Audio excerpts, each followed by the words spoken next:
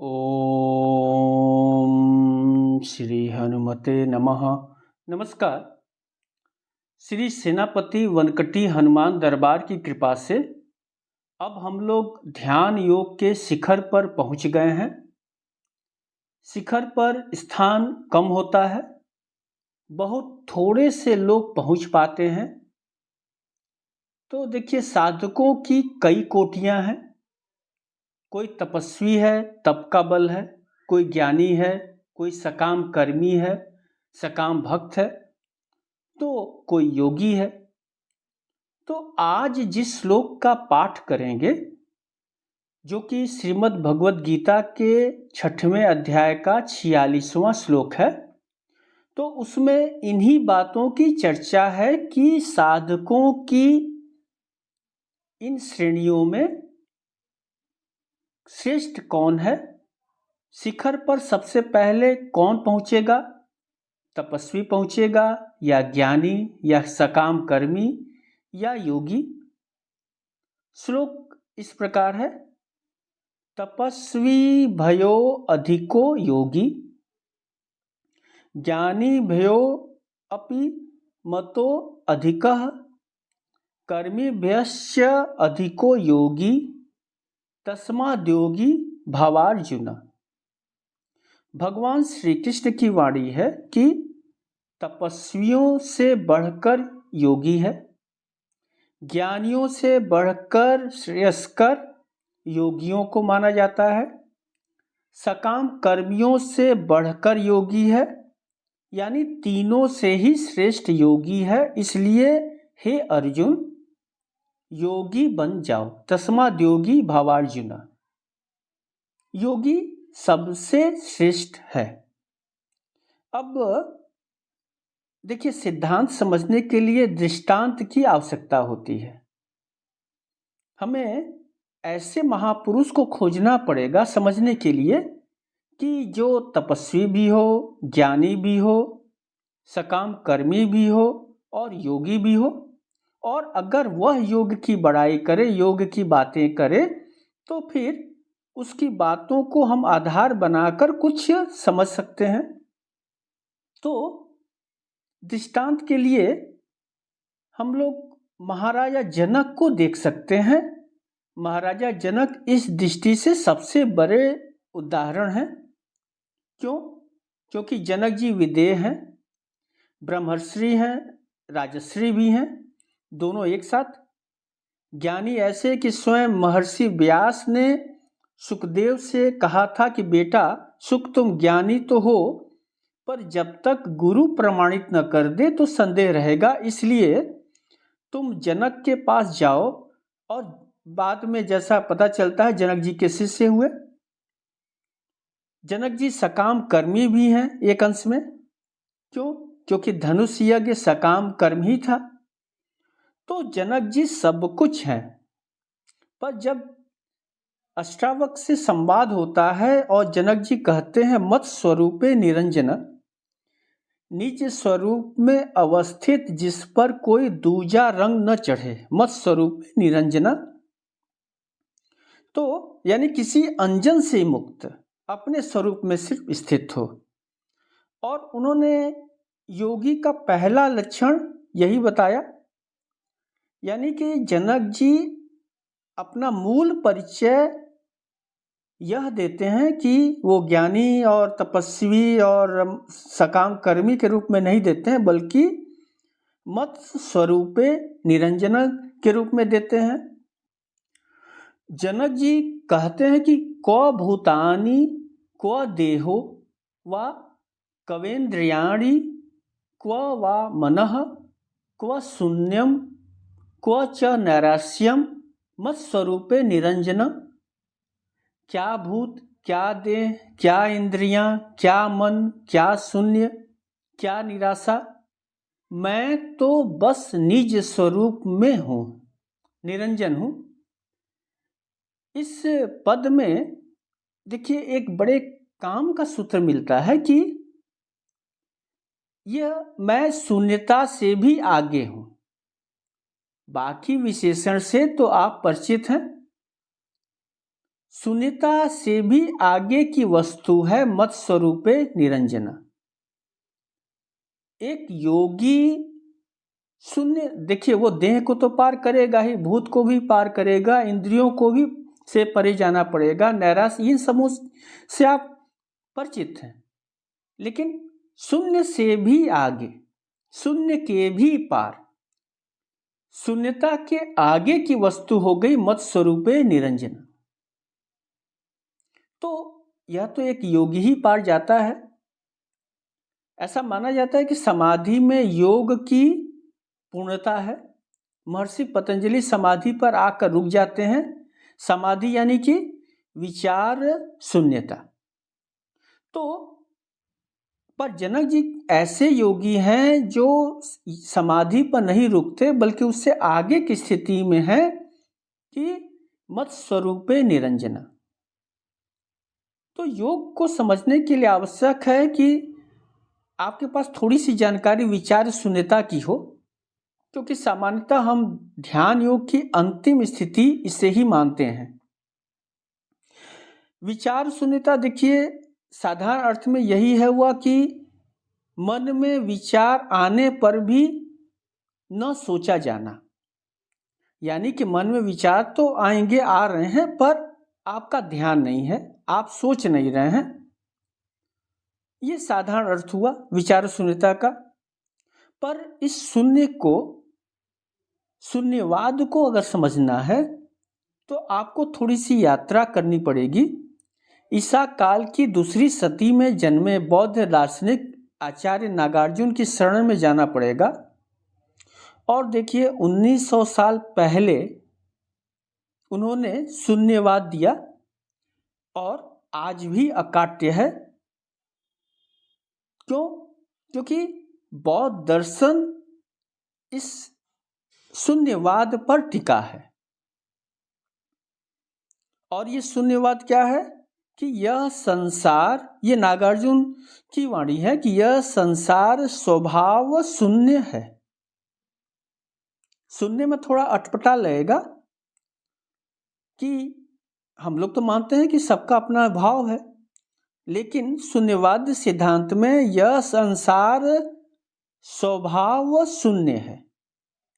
प्रत्येक वस्तु यहाँ अपनी प्रकृति से रहित है और इसीलिए इसे शून्य कहा गया। सब कुछ शून्य है। हम जो भी देखते हैं वह निरपेक्ष होने का आभास भर है। दुनिया सिर्फ आभास है। आभास मतलब अनुभव जन्य सत्य, पर जो वास्तविक न हो। और इसकी वास्तविकता बस इतनी है कि यह निरंतर परिवर्तनशील है और अंत में क्षय या मृत्यु को उपलब्ध होती है। क्यों? क्योंकि यह मिटती रहती है। दुनिया वास्तविक नहीं है शून्यवाद के अनुसार, और इसीलिए इसका जन्म नहीं हो सकता, कभी जन्म हुआ भी नहीं, सिर्फ रूप बदलता रहा। बात समझने के लिए मैं क्योंकि गुण थोड़ा होता जा रहा है, मैं एक छोटा सा एक सूक्ष्म नहीं स्थूल उदाहरण देता हूं और समझने के लिए। जैसे आप पालक खाते हैं, आजकल तो सीजन है। पालक का पत्ता पौधे से प्राप्त होता है। पौधा जमीन से भोजन लेता है, आकाश से वर्षा, सूर्य की रोशनी, और पृथ्वी स्वयं में कुछ नहीं। जिस जमीन से वह भोजन लेता है, जो कि पृथ्वी पर है, वह स्वयं में कुछ नहीं है। क्यों? क्योंकि वह सौर मंडल, आकाश गंगा, ब्रह्मांड का अंश है और इनमें से कुछ भी निरपेक्ष नहीं है, यानी कि एक का अस्तित्व दूसरे के होने से जुड़ा है।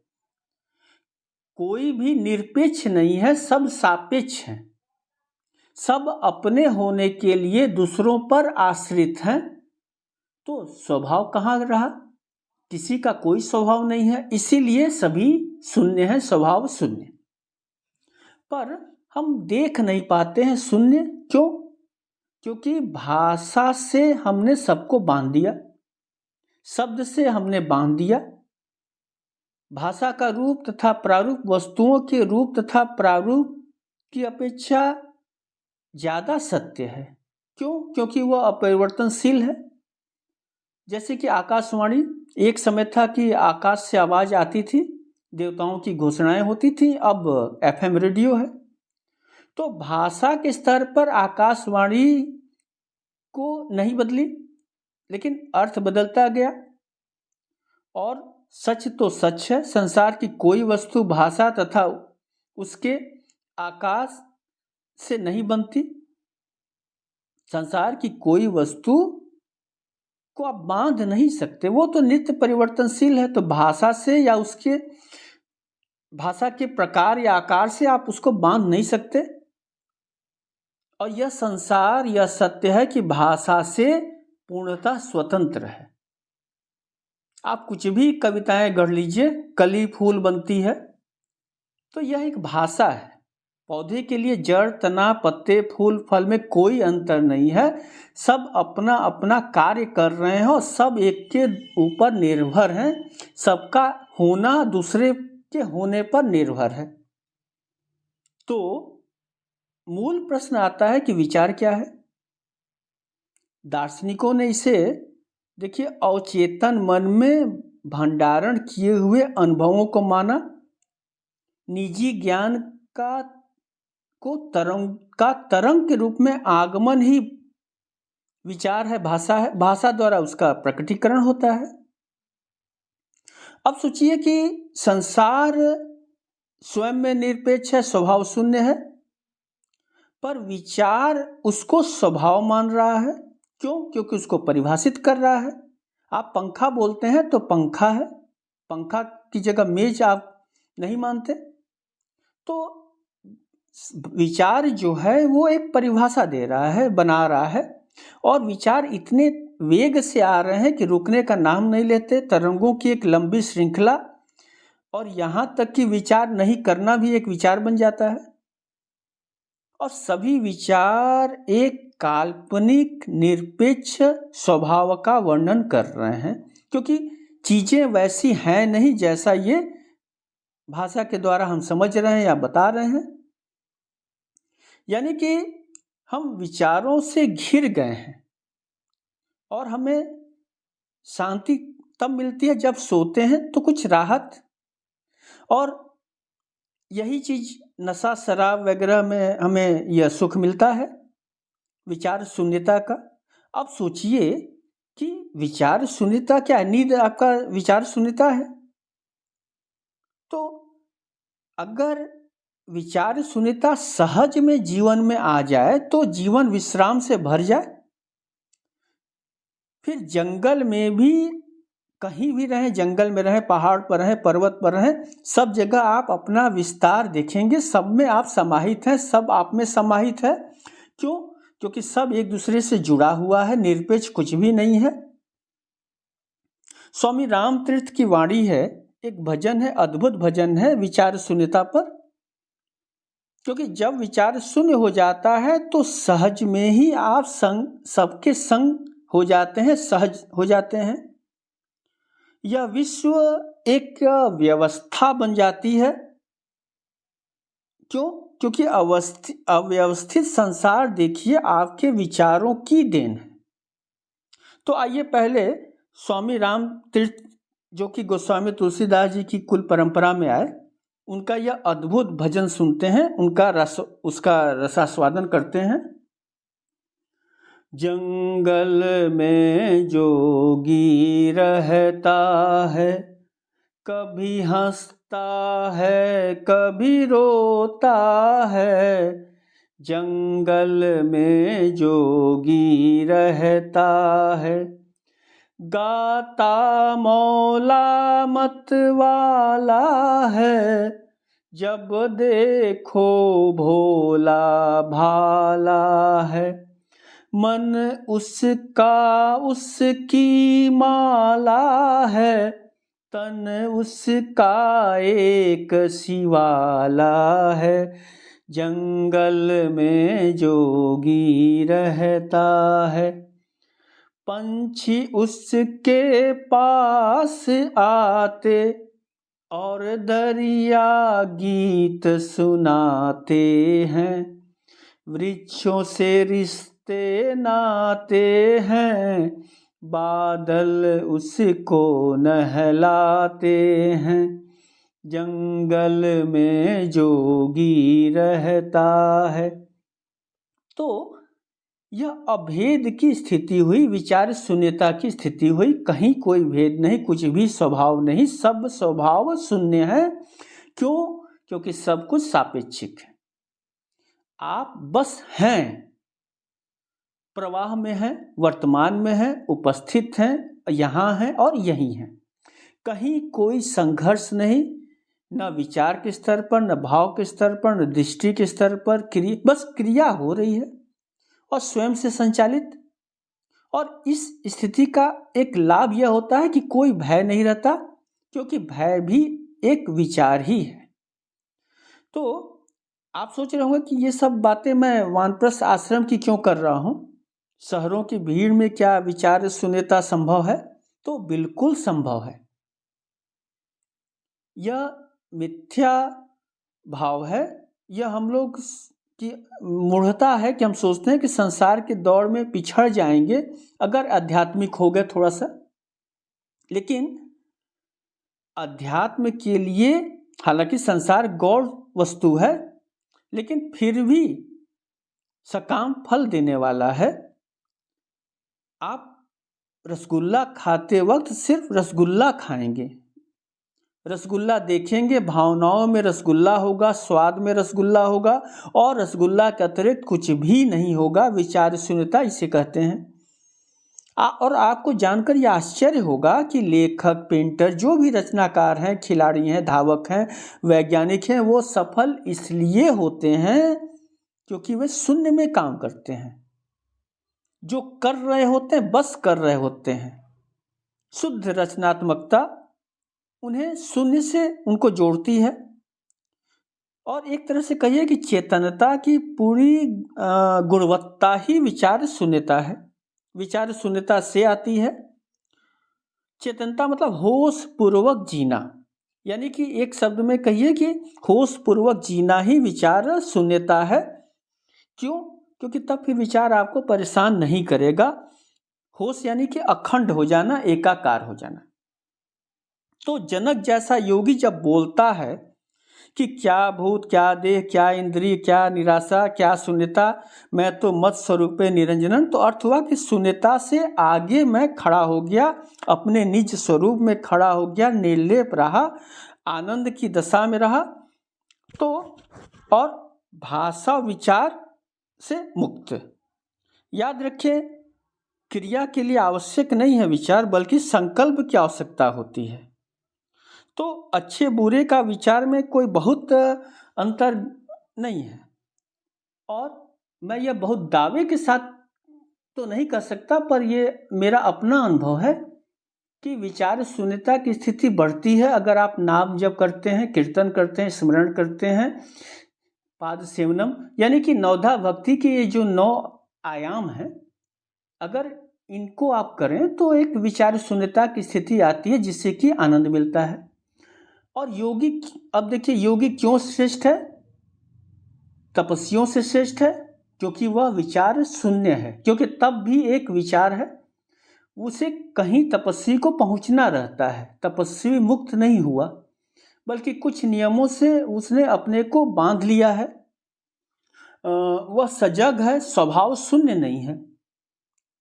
और आप जानते हैं कि तप 3 है, सात्विक, राजसिक और तामसिक। और तप मतलब खुद को यातना देना, यह तामसिक तप हुआ। कुछ अधिकार प्राप्त करने की लालसा उसमें होती है। राजसिक तप में अन्य बातों के अलावा दिखावा होता है, अभिमान होता है। और सात्विक तप में शारीरिक तप, वाणी तप, मानसिक तप, पर उद्देश्य तो देखिए सबका यही रहता है, कुछ पाने की इच्छा। सकाम कर्मी तो बिना लाग लपेट के स्वीकार कर लेता है कि उसकी भक्ति इच्छाओं के अधीन है, वह ईश्वर के पास जाता ही है कामना लेकर। भय, भोग, भरोसा, भावना कुछ भी हो, देखिए उसमें एक अच्छी चीज़ है कि गया तो अभिमान छोड़कर, वहाँ मांगने गया तो वहाँ एक संभावना है कि हो सकता है कि अभी सकाम गया है, अगली बार वह निष्काम भाव से जाए, प्रेम से जाए, अनुराग से जाए, तो वहाँ एक संभावना है कि भविष्य में वह सकाम कर्मी, निष्काम कर्मी बन जाए। ज्ञान का मार्ग निसंदेह वंदनीय है, पर है कठिन। तत्त्वमसि का भाव उच्च कोटि का है, लेकिन निभाना कठिन। गोस्वामी तुलसीदास ने एक बड़ा ही सुंदर चित्रण किया है ज्ञानियों का कि कहत कठिन समझत कठिन साधत कठिन विवेक, होई गुणाक्षर न्याय जो पुनि प्रत्युह अनेक। ज्ञान समझने में कठिन, साधने में कठिन, और संयोग से यदि ज्ञान प्राप्त हो जाए तो उसे बचाए रखना भी कठिन। अनेक विघ्न इस मार्ग में होते हैं। तो ज्ञान का मार्ग तो दुधारी तलवार की धार के समान है, कृपाण की धार है। ज्ञान पंथ कृपान के धारा, परत खगेश होई नहीं बारा। काकभूषणी जी कहते हैं कि ज्ञान पंथ कृपान के धारा, जो निर्विघ्न पंथ निर्बही, सो केवल्य परम पद लहई। जो निर्विघ्न निर्वाह कर ले जाए तो बड़ी बात, कैवल्य पद को प्राप्त कर लेगा, पर कठिन है।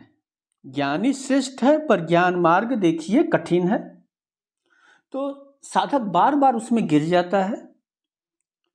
तो भगवान हरि कहते हैं कि हे अर्जुन, तू बस योगी बन जाओ, यानी कि जो हो रहा है होने दो, तुम निमित्त हो जाओ। कुछ करके भी कुछ नहीं करने जैसा है, और कुछ नहीं करके भी बहुत कुछ करने जैसा है यह योग। योग में तप, सकाम, ज्ञान का उच्च भाव देखिए तो स्वतः ही शामिल है। इसीलिए भगवान कहते हैं कि हे अर्जुन, तुम योगी बन जाओ, यानी कि युद्ध विचार शून्य हो जाओ। युद्ध पर विचार नहीं, युद्ध करो। विचार तो भाषा का खेल है जो आभासी है, अभी यहाँ अभी वहाँ। अखिल ब्रह्मांड शांत है, इस मायने में शांत है क्योंकि वहाँ सब कुछ हो रहा है। लेकिन अगर जैसे ही विचार लगा दिया आपने क्यों, तो यह क्यों समस्या प्रदान करने वाला है। तो मूल बात है कि जो दायित्व मिला है, जो ड्यूटी मिली है, उसे निभाते जाना ही योग्य है। यह योग्य शून्यता के शिखर पर विराजती है, इसीलिए योगी सर्वश्रेष्ठ है, सर्वकाल में श्रेष्ठ है, और सबसे आनंद में रहता है, और वही सबसे पहले शिखर पर पहुंचेगा। तो आज बस इतना ही। नमस्कार।